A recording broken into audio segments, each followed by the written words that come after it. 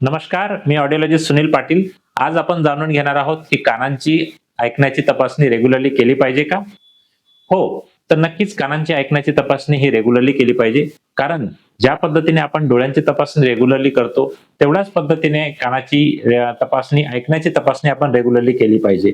कारण वयोमानानुसार किंवा काही फॅक्टर्समुळे आपल्या कानावर श्रवणदोष येऊ शकतो आणि तो श्रवणदोष जो आहे त्याचा परिणाम आपल्या दैनंदिन जीवनात होऊ शकतो.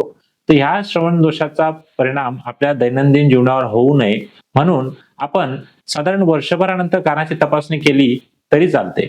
त्यामुळे आपल्याला हिअरिंग लॉस आहे का किंवा कर्णबधिरत्व आहे का याचा अंदाज येतो आणि त्याच्यावर योग्य वेळेस उपचार करायलाही मदत होते. कानाची तपासणी करण्यासाठी खूप सोपी टेस्ट आहे. तिला ऑडिओमेट्री टेस्ट असेही म्हणतात.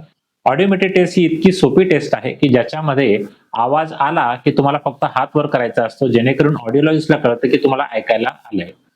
कानाची तपासणी केल्यानंतरचा जो रिपोर्ट आपल्याला मिळतो त्याला ऑडिओग्राम असं म्हणतात.